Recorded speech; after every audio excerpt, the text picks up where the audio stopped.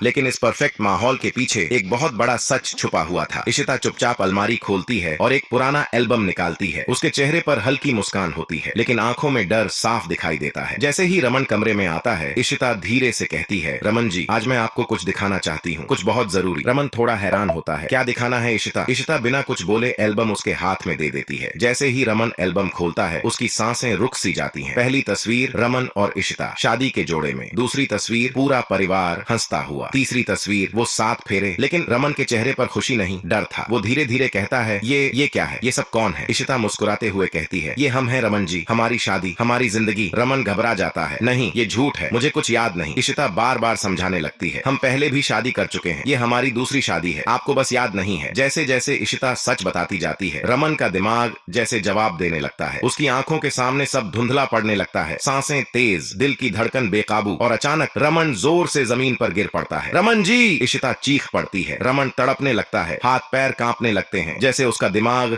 इस सच को स्वीकार नहीं कर पा रहा हो। इशिता घबरा जाती है, तुरंत चिल्लाती है, आदि, मिहिका, जल्दी आओ। आदि और मिहिका दौड़ते हुए आते हैं। आदि घबराकर पूछता है, इशिमा, पापा को क्या हुआ? इशिता रोते हुए कहती है, मैं तो बस इन्हें हमारी शादी की तस्वीरें दिखा रही थी, मुझे नहीं पता ये अचानक क्या हो गया। सब मिलकर रमन को उठाते हैं और बेड पर लिटाते हैं। घर में हड़कंप मच जाता है। तभी रमन की माँ गुस्से में वहां आती है। ये सब क्या हो रहा है? जैसे ही वो रमन को इस हालत में देखती है, उनका गुस्सा सीधे इशिता पर फूट पड़ता है। दूर रहो मेरे बेटे से, तुम मनहूस हो, जब से आई हो कुछ अच्छा नहीं हुआ। इशिता चुप नहीं रहती इस बार। माँ जी, मैंने कुछ नहीं किया। चुप! माँ चीखती है, सिम्मी ठीक कहती थी, तुम हमारे परिवार के लिए अशुभ हो। तभी सिम्मी आगे आती है और धीरे से कहती है, कोई नया डॉक्टर नहीं आएगा, वही पुराना डॉक्टर आएगा। इशिता तुरंत पलट कर कहती है, नहीं, जो डॉक्टर मैं बुलाऊंगी वही आएगा। दोनों के बीच टकराव बढ़ जाता है। इशिता गुस्से में कहती है, मुझे पता है तुम क्या कर रही हो सिम्मी, तुम जानबूझकर रमन जी को गलत दवाइयां दे रही हो। सिम्मी चौंकती है, लेकिन तुरंत संभल जाती है। तुम्हारा दिमाग खराब हो गया है। इशिता आंखों में आंख डालकर कहती है, अगर सच सामने आ गया ना तो तुम्हें कहीं मुंह दिखाने लायक नहीं छोड़ूंगी। इतने में आदि डॉक्टर को बुलाने चला जाता है। दूसरी तरफ पीहू ये सब देख लेती है। उसकी आंखों में डर आ जाता है। वो भागती हुई इशिता के मायके जाती है। नानी, पापा की तबीयत बहुत खराब है। इशिता की अम्मा और अप्पा तुरंत वहां आने के लिए निकलते हैं। इधर रमन की हालत और बिगड़ती जा रही होती है। वो बेहोशी में भी तड़प रहा होता है। इशिता उसके पास बैठकर रो रही होती है, रमन जी प्लीज ठीक हो जाइए। तभी रमन की माँ फिर से इशिता को धक्का देती है, निकल जाओ यहाँ से, तुम्हारी वजह से ये हालत हुई है। इशिता का हाथ पकड़कर बाहर निकालने की कोशिश करती है। तभी दरवाजा जोर से खुलता है। इशिता की अम्मा अंदर आती हैं। कोई मेरी बेटी को हाथ नहीं लगाएगा। कमरे में सन्नाटा छा जाता है। अम्मा गुस्से में कहती हैं, ये इस घर की बहू है और रमन की पत्नी, इसे कोई नहीं निकाल सकता। लेकिन रमन की माँ हार मानने को तैयार नहीं। तुम्हारी बेटी ने हमारा घर बर्बाद किया है। अम्मा पलट कर कहती हैं, मेरी बेटी नहीं, तुम्हारी बेटी ने। सब चौंक जाते हैं। सिम्मी के चेहरे का रंग उड़ जाता है। तभी डॉक्टर आता है। वो सबको बाहर जाने के लिए कहता है, एक ही इंसान अंदर रहेगा। सबकी नजर इशिता पर जाती है। डॉक्टर उसे अंदर रहने देता है। अंदर जाकर इशिता सब सच बताती है। डॉक्टर गंभीर होकर कहता है, आपने बहुत बड़ा रिस्क लिया है। इस तरह से याददाश्त वापस लाने की कोशिश खतरनाक हो सकती है। इशिता डर जाती है। अगली सुबह घर में अजीब सा सन्नाटा होता है। इशिता सबके लिए नाश्ता बनाती है। रूही खुश होकर कहती है, मम्मा आपके हाथ का खाना बेस्ट है। तभी रमन नीचे आता है। सबकी नजरें उसी पर टिक जाती हैं। रमन ठंडी आवाज में कहता है, मैं किसी अजनबी के हाथ का खाना नहीं खाता। पूरा घर जम जाता है। इशिता का दिल टूट जाता है। रमन अपनी माँ से कहता है, माँ आप मेरे लिए नाश्ता बनाइए और सिम्मी तुम चाय बनाओ। सिम्मी के चेहरे पर हल्की मुस्कान आ जाती है। लेकिन असली खेल अभी बाकी था। इशिता हार नहीं मानती। वो एक साड़ी लेकर रमन की माँ के पास जाती है। माँ जी ये पहचानती हैं आप? माँ साड़ी को देखती हैं, थोड़ा रुकती हैं। इशिता कहती है, ये आपने मुझे करवा चौथ पर दी थी, जब आप मुझसे बहुत प्यार करती थीं। एक पल के लिए माँ की आंखें नम हो जाती हैं। लेकिन तभी उनके दिमाग में वो झूठ गूंजता है जो सिम्मी ने बोया था, और वो अचानक चिल्ला उठती हैं, मैं कभी नहीं भूलूंगी, तुमने मेरी पोती को मारा है। इशिता सन्न रह जाती है। दरवाजे के पीछे खड़ी रूही ये सब सुन रही होती है। उसकी आंखों में आंसू होते हैं और उसके दिल में एक सवाल, सच क्या है, इशिमा या बुआ?